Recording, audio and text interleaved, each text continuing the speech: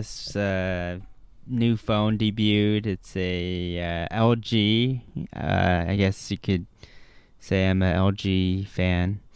Um, I like reporting on them because they try and proliferate the market with different approaches and strategies. This is a good strategy, I think, but I probably wouldn't recommend anyone to buy it. But it's probably going to be one of those a lot of people get because of the economy and maybe you want 5G. So this phone is the latest mid-ranger coming from LG. It's a K92. It's a memorable name. Maybe you were born in 92, so it's kind of cool.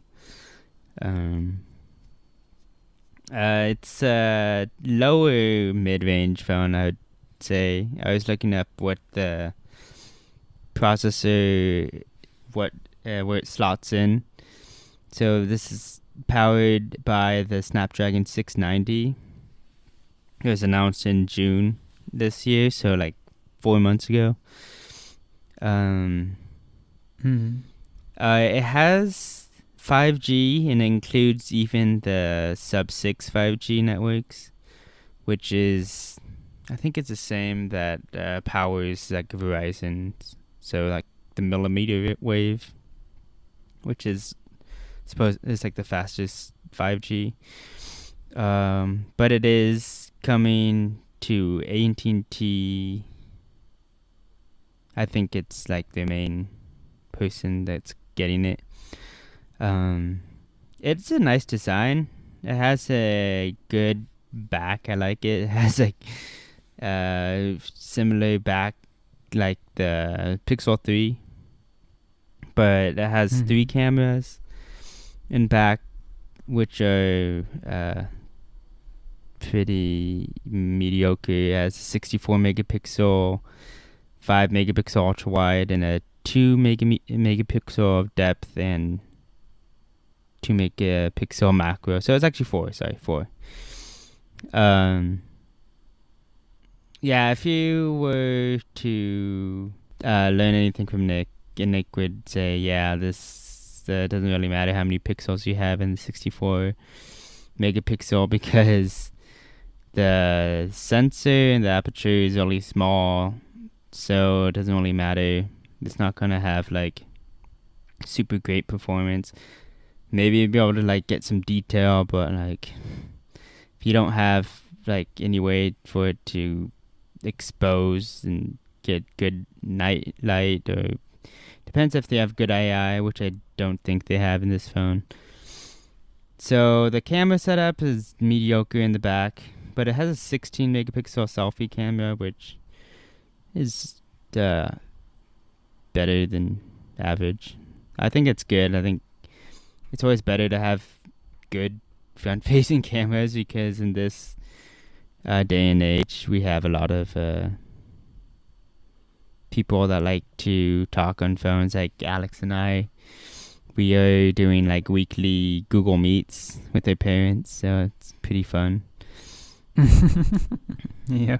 And it's nice to have a more detailed camera rather than just like a 5 megapixel. Get to see more of the face and what's happening and stuff. Are these 5 and 2 megapixel cameras just junk? The 5 megapixel is fine. It's ultra wide, so you can get better landscape. Like you can get better like more range in it. The 2 megapixel macro camera is kind of trash because you're not gonna get much from it. Might as well just use your regular standard camera and just zoom in and you get the same thing. It's just the classic, we put more cameras on, so it's more, what is it? More cares, more cameras, right? So, Mm-hmm.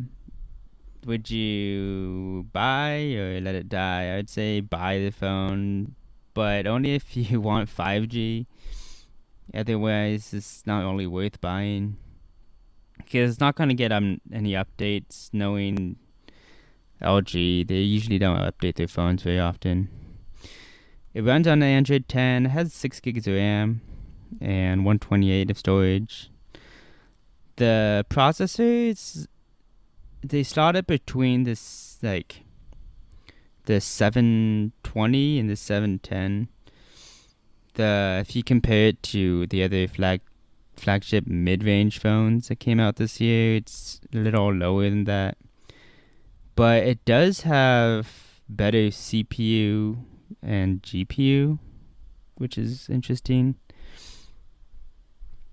So it's gonna run fine, but it's not gonna be like it might. Maybe the performance might not be as fast as like the Pixel 4a or the 5. But it is a lower price, which is really nice. It's only $359 for a 5G phone. I think that's the lowest I've seen so far, stateside.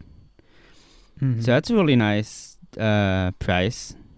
So that's why I said like maybe if you don't care about updates and you just want to you want like a decent selfie camera and good battery and you want to just have a regular phone, not like gaming or anything. Just be a good like cheap phone if you broke your phone and you can't afford to get the latest iPhone. It's nice enough, gets you through, and you'll be future proofed for 5G once it rolls out more. So that's my review. Nice. You have anything question about it? I did have one. Yeah, it has a edge-to-edge display. It looks like the border inside it's slightly thicker than you'd need it, but it's not too bad. The camera's in the middle, which is it's interesting. I think it's better than having it on the side. I think it has the LG skin they typically put on, which is okay. I don't think they've put like too much skinning on it, which shouldn't slow it too much down. And it has a HD plus. This is 1080p. Oh, it does have a fingerprint sensor on the side, which is actually a good thing to have. It doesn't take up space in the back, and it's easy to reach. And you're gonna touch the power button to turn it on, anyways. So it's a good placement. USB-C charging as standard is today. I don't know. It's interesting strategy to go for the low-end mid-range phones. So it might be like your children's next phone if they want something and they have to deal with it until they get their own phone. Sounds good. Yeah, so that's the low end to range, mid range